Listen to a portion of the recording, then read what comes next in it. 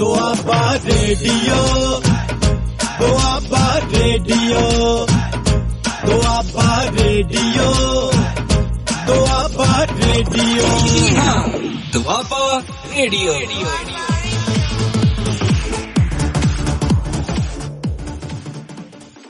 I wish very good morning to all of those who are listening Doaba Radio. Myself Beyant Kaur, English mistress from Government Girls High School Algonkoti District Tarantan.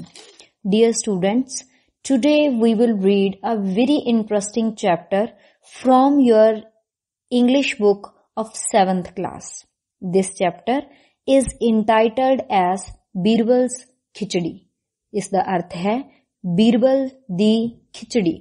Birbal ਦਾ ਨਾਮ ਤੁਸੀਂ ਅਕਸਰ ਹੀ ਕਹਾਣੀਆਂ ਦੇ ਵਿੱਚ ਸੁਣਿਆ ਹੋਵੇਗਾ।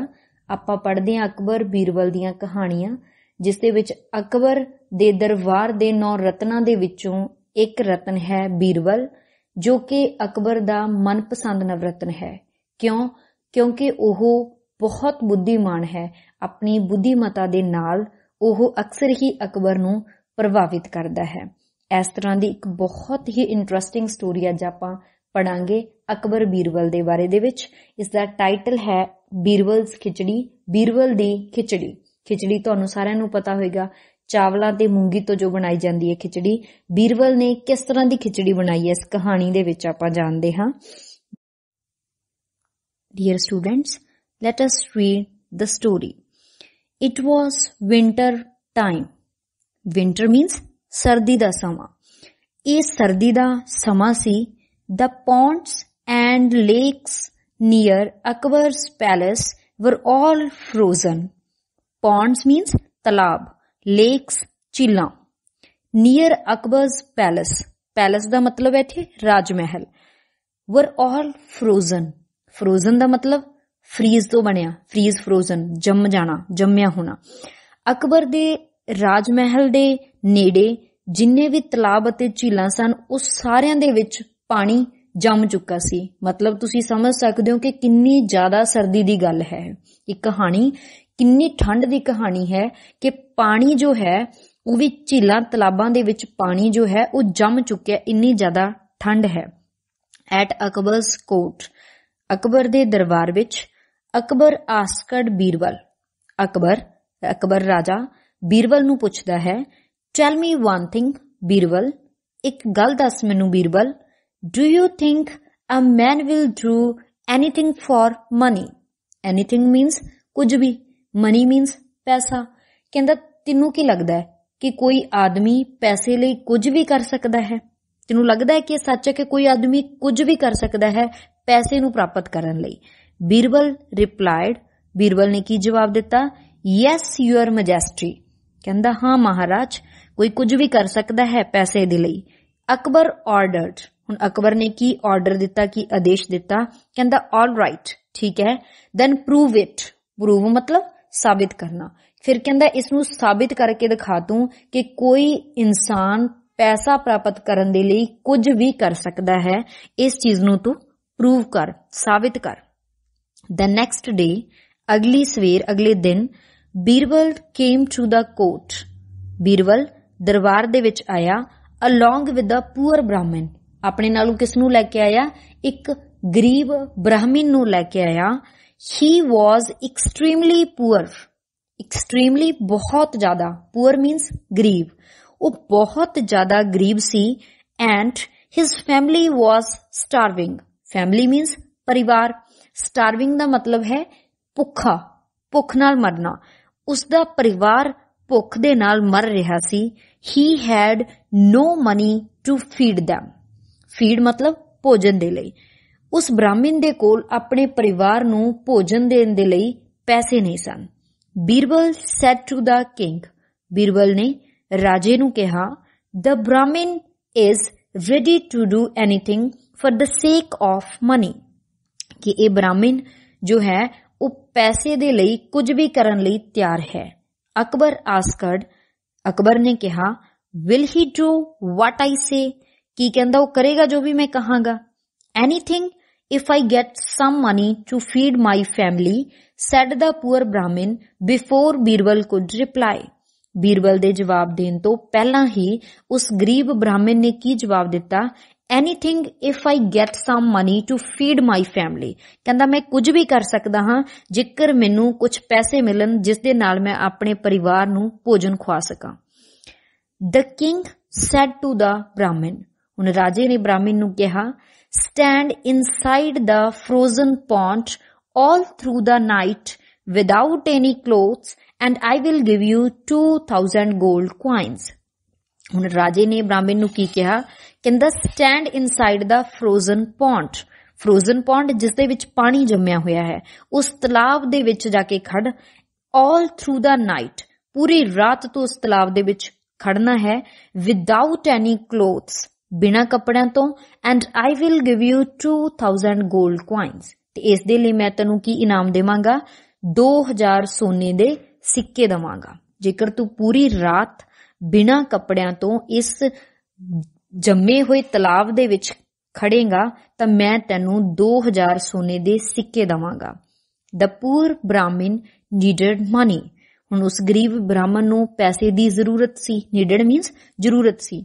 ਹੀ had no choice, ਹੁਣ ਉਸਦੇ ਕੋਲ ਕੋਈ ਚਾਰਾ ਨਹੀਂ ਸੀ। He stood in the frozen pond all through the night shivering, ਉਹ ਸਾਰੀ ਰਾਤ ਉਸ ਪੌਂਡ ਦੇ ਵਿੱਚ ਖੜਾ ਰਿਹਾ, shivering ਕੰਬਦਾ ਹੋਇਆ। ਇੰਨੀ ਠੰਡ ਦੇ ਵਿੱਚ ਆਪਾਂ ਅੰਦਾਜ਼ਾ ਲਗਾ ਸਕਦੇ ਹਾਂ। ਸਟਾਰਟਿੰਗ ਦੇ ਵਿੱਚ ਆਪਾਂ ਪੜ੍ਹਿਆ ਹੈ ਕਿ ਜਿਹੜੇ ਪੌਂਡਸ ਨੇ, ਲੇਕਸ ਨੇ, ਝੀਲਾਂ, ਤਲਾਬ, ਉਹਨਾਂ ਦੇ ਵਿੱਚ ਇੰਨੀ ਜ਼ਿਆਦਾ ਸਰਦੀ ਹੈ ਕਿ ਪਾਣੀ ਜੰਮ ਚੁੱਕਿਆ ਹੈ। ਤਾਂ ਉਸ ਸਰਦੀ ਦੇ ਵਿੱਚ, ਉਹ ਜੰਮੇ ਹੋਏ ਪਾਣੀ ਦੇ ਵਿੱਚ, ਇੰਨੀ ਠੰਡ ਦੇ ਵਿੱਚ ਉਹ ਗਰੀਬ ਬ੍ਰਾਹਮਣ ਖੜਾ ਹੈ ਪੂਰੀ ਰਾਤ ਤੇ ਕੰਬ ਰਿਹਾ ਹੈ। In the morning, ਹੁਣ ਅਗਲੀ ਸਵੇਰ, he returned to Akbar's court to receive his reward of 2000 coins। ਹੁਣ ਅਗਲੀ ਸਵੇਰ ਉਹ ਬ੍ਰਾਹਮਣ ਅਕਬਰ ਦੇ ਦਰਬਾਰ ਵਿੱਚ ਪਹੁੰਚ ਜਾਂਦਾ ਹੈ। receive means ਪ੍ਰਾਪਤ ਕਰਨ ਲਈ, reward ਇਨਾਮ, 2000 coins ਆਪਣੇ 2000 ਸਿੱਕਿਆਂ ਦਾ ਇਨਾਮ ਪ੍ਰਾਪਤ ਕਰਨ ਦੇ ਲਈ ਉਹ ਅਕਬਰ ਦੇ ਦਰਬਾਰ ਵਿੱਚ ਪਹੁੰਚ ਜਾਂਦਾ ਹੈ। the king asked the ਬ੍ਰਾਹਮਣ, ਹੁਣ ਉਹ ਰਾਜਾ ਬ੍ਰਾਹਮਣ ਨੂੰ ਪੁੱਛਦਾ ਹੈ, ਕਹਿੰਦਾ how could you stand in the frozen pond in such an extreme temperature. ਕਹਿੰਦਾ ਤੂੰ ਇਸ ਫਰੋਜ਼ਨ ਪੌਂਡ ਦੇ ਵਿੱਚ, ਇਸ ਇੰਨੀ ਠੰਡ ਦੇ ਵਿੱਚ, ਇਸ ਜੰਮੇ ਹੋਏ ਪਾਣੀ ਦੇ ਤਲਾਬ ਦੇ ਵਿੱਚ ਤੂੰ ਕਿਸ ਤਰ੍ਹਾਂ ਖੜਾ ਰਿਹਾ? ਇਨ ਐਕਸਟ੍ਰੀਮ ਟੈਂਪਰੇਚਰ, ਐਕਸਟ੍ਰੀਮ ਅਤਿਅੰਤ ਦਾ, ਐਕਸਟ੍ਰੀਮ ਟੈਂਪਰੇਚਰ ਦਾ ਮਤਲਬ ਹੈ ਤਾਪ, ਠੰਡ ਜਾਂ ਗਰਮੀ ਦਾ ਤਾਪ। ਇੰਨੀ ਜ਼ਿਆਦਾ ਠੰਡ ਦੇ ਤਾਪ ਦੇ ਵਿੱਚ ਤੂੰ ਇਸ ਪੌਂਡ ਦੇ ਵਿੱਚ ਕਿਸ ਤਰ੍ਹਾਂ ਖੜਾ ਰਿਹਾ? The innocent Brahmin replied, ਉਸ ਨਿਰਦੋਸ਼ ਬ੍ਰਾਹਮਣ ਨੇ ਇੱਕ ਜਵਾਬ ਦਿੱਤਾ, I could see faintly glowing lights of the palace a mile away and that was a ray of hope for me। I could see faintly glowing lights of the palace, ਕਹਿੰਦਾ ਮੈਂ ਦੇਖ ਸਕਦਾ ਸੀ faintly glowing, glowing ਮਤਲਬ ਚਮਕਣਾ, faint ਧੁੰਦਲੇ ਜਿਹੇ, lights ਰੋਸ਼ਨੀ। ਕਹਿੰਦਾ palace means ਮਹਿਲ, ਇਸ ਕਹਿੰਦਾ ਮਹਿਲ ਦੇ ਵਿੱਚ ਜੋ ਲਾਈਟਾਂ ਚੱਲ ਰਹੀਆਂ ਸੀ, ਜੋ ਰੋਸ਼ਨੀ ਸੀ, ਧੁੰਦਲੀ ਜਿਹੀ ਜੋ ਰੋਸ਼ਨੀ ਚਮਕ ਰਹੀ ਸੀ ਇਸ ਮਹਿਲ ਦੇ ਵਿੱਚੋਂ, ਮਾਈਲ ਅਵੇ, 1 ਮੀਲ ਦੂਰ ਤੇ, ਐਂਡ ਦੈਟ ਵਾਜ਼ ਅ ਰੇ ਆਫ ਹੋਪ ਫॉर ਮੀ, ਤੇ ਇਹੀ ਮੇਰੇ ਲਈ ਇੱਕ ਆਸ਼ਾ ਦੀ ਕਿਰਨ ਸੀ। ਰੇ ਕਿਰਨ, ਹੋਪ ਵਿਸ਼ਵਾਸ ਦੀ, ਆਸ ਦੀ, ਤੇ ਮੇਰੀ ਇਹੀ ਇੱਕ ਆਸ ਦੀ ਕਿਰਨ ਸੀ। ਮਤਲਬ ਉਸ ਲਾਈਟ ਨੂੰ ਦੇਖਦੇ ਹੀ ਮੈਂ ਉੱਥੇ ਖੜਾ ਰਿਹਾ। I kept looking at the lights, ਮੈਂ ਉਸ ਰੋਸ਼ਨੀ ਨੂੰ ਦੇਖਦਾ ਰਿਹਾ। and thinking about my family that they will get food if I continue to stand in the pond, ਤੇ ਮੈਂ ਆਪਣੀ ਫੈਮਿਲੀ ਦੇ ਬਾਰੇ, ਆਪਣੇ ਪਰਿਵਾਰ ਦੇ ਬਾਰੇ ਸੋਚਦਾ ਰਿਹਾ ਕਿ ਜੇਕਰ ਮੈਂ ਇੱਥੇ ਇਸ ਪੌਂਡ ਦੇ ਵਿੱਚ ਖੜਾ ਰਹਾਂਗਾ, ਇਸ ਤਲਾਬ ਦੇ ਵਿੱਚ ਖੜਾ ਰਹਾਂਗਾ ਤਾਂ ਮੇਰੇ ਪਰਿਵਾਰ ਨੂੰ ਭੋਜਨ ਮਿਲੇਗਾ। ਇਸ ਆਸ ਦੇ ਵਿੱਚ ਮੈਂ ਪੂਰੀ ਰਾਤ ਇਸ ਪੌਂਡ ਦੇ ਵਿੱਚ ਖੜਾ ਰਿਹਾ। Akbar suddenly became very Stern, Stern ਮਤਲਬ ਰੁੱਖਾ ਹੋ ਜਾਣਾ, ਸਖਤ ਹੋ ਜਾਣਾ। ਤਾਂ ਇੱਕਦਮ ਅਕਬਰ ਸਖਤ ਹੋ ਗਿਆ, ਰੁੱਖਾ ਹੋ ਗਿਆ ਉਸਦੇ ਨਾਲ। ਹੀ ਸੈਡ ਹਾਰਸ਼ਲੀ, ਉਸਨੇ ਬੜੀ ਕਠੋਰਤਾ ਦੇ ਨਾਲ ਕਿਹਾ, ਓ ਬ੍ਰਾਹਮਣ ਯੂ ਹੈਵ ਚੀਟਡ ਮੀ, ਕਹਿੰਦਾ ਬ੍ਰਾਹਮਣ ਤੂੰ ਮੈਨੂੰ ਚੀਟ ਕੀਤਾ, ਮੈਨੂੰ ਧੋਖਾ ਦਿੱਤਾ ਹੈ। I will not give you any reward for this, ਮੈਂ ਇਸ ਦੇ ਲਈ ਤੈਨੂੰ ਕੋਈ ਇਨਾਮ ਨਹੀਂ ਦੇਵਾਂਗਾ। You looked at the palace lights, ਤੂੰ ਕਹਿੰਦਾ ਮਹਿਲ ਦੀਆਂ ਲਾਈਟਾਂ ਦੇ ਵਿੱਚ, ਮਹਿਲ ਦੀ ਰੋਸ਼ਨੀ ਦੇ ਵਿੱਚ ਦੇਖਦਾ ਰਿਹਾ। And got warmth from the lights, warmth ਦਾ ਮਤਲਬ ਹੈ ਗਰਮੀ, ਤੇ ਕਹਿੰਦਾ ਇਸ ਰੋਸ਼ਨੀ ਤੋਂ ਤੂੰ ਗਰਮੀ ਲੈਂਦਾ ਰਿਹਾ, ਇਸ ਲਈ ਤੈਨੂੰ ਠੰਡ ਫੀਲ ਨਹੀਂ ਹੋਈ। You do not deserve the reward, deserve हकदार होना, तू इस रिवॉर्ड दा, इस इनाम दा हकदार नहीं है। बीरबल सेड, बीरबल ने कहा, your majesty Maharaj, it is impossible to get the warmth from the lights glowing so far away. ਹੁਣ ਬੀਰਬਲ ਨੇ ਕੀ ਕਿਹਾ, ਕਹਿੰਦਾ ਇਹ ਇੰਪੋਸੀਬਲ ਹੈ, ਇਹ ਅਸੰਭਵ ਹੈ, ਇੰਨੀ ਦੂਰ ਤੋਂ ਜੋ ਰੋਸ਼ਨੀ ਆ ਰਹੀ ਹੈ ਉਸ ਤੋਂ ਗਰਮੀ ਮਹਿਸੂਸ ਕਰਨੀ, ਨਿੱਘ ਮਾਨਣਾ ਉਸਦਾ, ਇਹ ਇੰਪੋਸੀਬਲ ਹੈ, ਸੰਭਵ ਨਹੀਂ ਹੈ ਕਿ ਇੰਨੀ ਦੂਰ ਮਹਿਲ ਹੈ ਪੌਂਡ ਤੋਂ, ਤਾਂ ਉਸ ਮਹਿਲ ਦੀ ਇੱਕ ਧੁੰਦਲੀ ਜਿਹੀ ਲਾਈਟ ਦੇ ਨਾਲ ਉਹ ਉਸਦਾ ਨਿੱਘ ਨਹੀਂ ਮਾਣ ਸਕਦਾ, ਉਸਦਾ ਨਿੱਘ ਨਹੀਂ ਇੰਨਾ ਆ ਸਕਦਾ। Akbar didn't listen to him, ਪਰ ਅਕਬਰ ਨੇ ਬੀਰਬਲ ਦੀ ਕੋਈ ਗੱਲ ਨਾ ਸੁਣੀ। How could the poor Brahmin argue with the emperor? ਹੁਣ ਉਹ ਗਰੀਬ ਬ੍ਰਾਹਮਣ, emperor means ਮਹਾਰਾਜ, ਉਸ ਰਾਜੇ ਨਾਲ, ਮਹਾਰਾਜੇ ਨਾਲ ਆਰਗਿਊ ਕਿਵੇਂ ਕਰ ਸਕਦਾ, ਬਹਿਸ ਕਿਵੇਂ ਕਰ ਸਕਦਾ ਸੀ। He returned disappointed, ਉਹ ਨਿਰਾਸ਼ ਹੋਇਆ, ਵਾਪਿਸ ਚਲਾ ਗਿਆ। And bare-handed from Akbar's court, bare-handed ਖਾਲੀ ਹੱਥ, ਤੇ ਅਕਬਰ ਦੇ ਦਰਬਾਰ ਤੋਂ ਖਾਲੀ ਹੱਥ ਨਿਰਾਸ਼ ਹੋਇਆ, ਵਾਪਿਸ ਚਲਾ ਗਿਆ। The next day, ਅਗਲੇ ਦਿਨ, Birbal didn't go to Akbar's court, Birbal Akbar ਦੇ ਦਰਬਾਰ ਨਹੀਂ ਆਇਆ।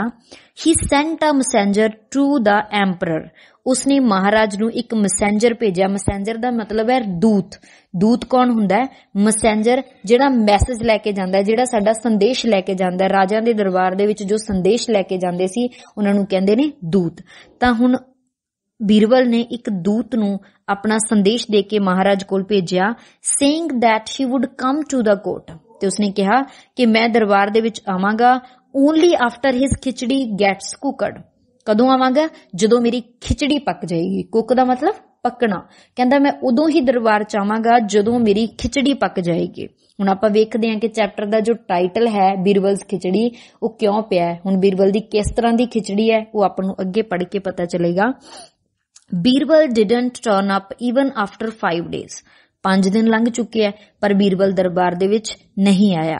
The emperor himself went to Birbal's house to see what he was doing, ਤਾਂ ਹੁਣ ਰਾਜਾ ਖੁਦ ਬੀਰਬਲ ਦੇ ਘਰ ਜਾਂਦਾ ਇਹ ਦੇਖਣ ਲਈ ਕਿ ਉਹ ਕਰ ਕੀ ਰਿਹਾ ਹੈ, ਆ ਕਿਉਂ ਨਹੀਂ ਰਿਹਾ ਦਰਬਾਰ 'ਚ। He saw that Birbal had lit the fire and kept the pot of uncooked khichdi 1 yard above the fire. He saw that Birbal had lit the fire. ਉਸਨੇ ਕੀ ਦੇਖਿਆ ਕਿ ਬੀਰਬਲ ਨੇ ਇੱਕ ਅੱਗ ਜਲਾਈ ਹੋਈ ਹੈ and kept the pot, pot ਦਾ ਮਤਲਬ ਬਰਤਨ, ਤੇ ਉਸ ਦੇ ਉੱਪਰ ਇੱਕ ਬਰਤਨ ਰੱਖਿਆ ਹੋਇਆ ਹੈ ਅਨਕੁਕਡ ਖਿਚੜੀ, ਬਿਨਾਂ ਪੱਕੀ ਹੋਈ ਖਿਚੜੀ ਦਾ ਇਹਨੂੰ ਇੱਕ ਬਰਤਨ ਦੇ ਵਿੱਚ ਉਸਨੇ ਉਸ ਅੱਗ ਦੇ ਉੱਪਰ ਰੱਖਿਆ ਹੋਇਆ ਹੈ 1 yard above the fire. ਉਹ ਬਰਤਨ ਉਸਨੇ ਕਿੰਨਾ ਦੂਰ ਰੱਖਿਆ ਹੈ? 1 ਯਾਰਡ ਉੱਪਰ ਰੱਖਿਆ। ਯਾਰਡ ਦਾ ਮਤਲਬ ਹੈ 1 ਗਜ਼ ਜਾਂ 3 ਫੁੱਟ ਦੀ ਦੂਰੀ।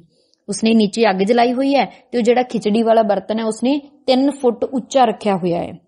ਜਿਸ ਤਰ੍ਹਾਂ ਆਪਾਂ ਘਰਾਂ ਦੇ ਵਿੱਚ ਖਾਣਾ ਪਕਾਉਂਦੇ ਹਾਂ ਤਾਂ ਆਪਾਂ ਅੱਗ ਦੀ ਲਾਟ ਜੋ ਹੈ ਉਹ ਆਪਣੇ ਬਰਤਨ ਨੂੰ ਟੱਚ ਕਰਦੀ ਹੈ, ਇੰਨੀ ਨੇੜੇ ਰੱਖਦੇ ਹਾਂ, ਫਿਰ ਆਪਣਾ ਖਾਣਾ ਬਣਦਾ ਹੈ। ਪਰ ਜੇ ਉਹਨੂੰ ਆਪਾਂ 2 ਫੁੱਟ 3 ਫੁੱਟ ਦੂਰ ਰੱਖ ਦਾਂਗੇ ਤਾਂ ਉਸ ਦਾ ਸੇਕ ਜੋ ਹੈ ਉਸ ਤੱਕ ਨਹੀਂ ਪਹੁੰਚ ਪਾਏਗਾ। ਹੁਣ ਬੀਰਬਲ ਨੇ ਕੀ ਕੀਤਾ ਹੋਇਆ, ਉਹਨੇ ਨੀਚੇ ਅੱਗ ਜਲਾਈ ਹੋਈ ਹੈ ਤੇ ਆਪਣਾ ਜਿਹੜਾ ਉਸਦਾ ਬਰਤਨ ਹੈ ਖਿਚੜੀ ਬਣਾਉਣ ਵਾਲਾ ਉਸਨੇ 3 ਫੁੱਟ ਉੱਪਰ ਰੱਖਿਆ ਹੋਇਆ, ਉੱਪਰ ਟੰਗਿਆ ਹੋਇਆ ਹੈ। ਸੋ ਹੁਣ ਅਕਬਰ ਸੈਡ, ਹੁਣ ਅਕਬਰ ਪੁੱਛਦਾ ਹੈ Birbal, I considered you to be the wisest in his country.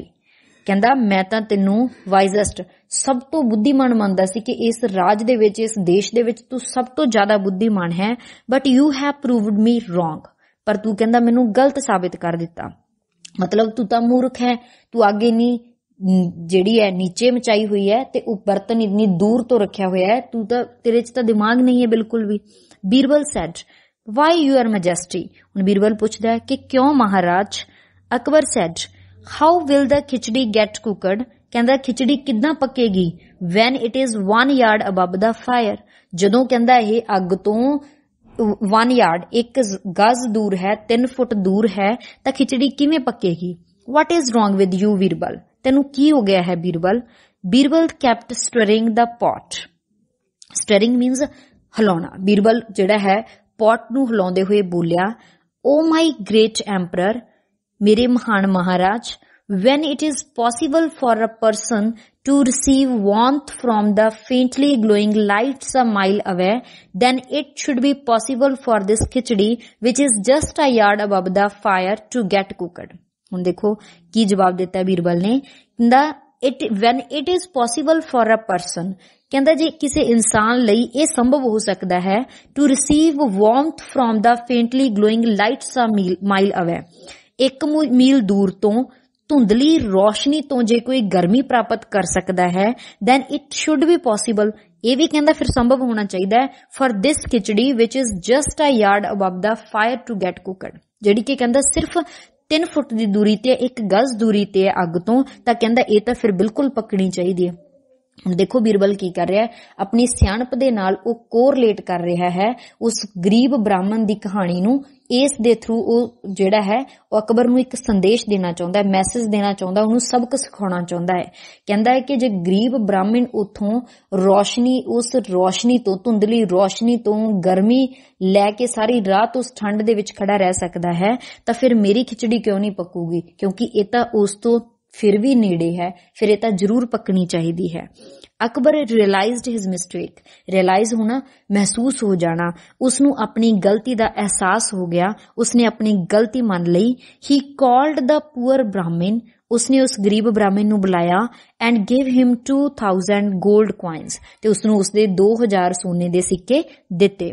Akbar was happy that Birbal had helped him to realise his mistake, Akbar ਬਹੁਤ ਖੁਸ਼ ਸੀ ਕਿ ਬੀਰਬਲ ਨੇ ਉਸਦੀ ਮਦਦ ਕੀਤੀ ਉਸਦੀ ਗਲਤੀ ਦਾ ਅਹਿਸਾਸ ਕਰਾਉਣ ਲਈ, ਉਸਦੀ ਗਲਤੀ ਉਸਨੂੰ ਸਮਝਾਉਣ ਦੇ ਲਈ।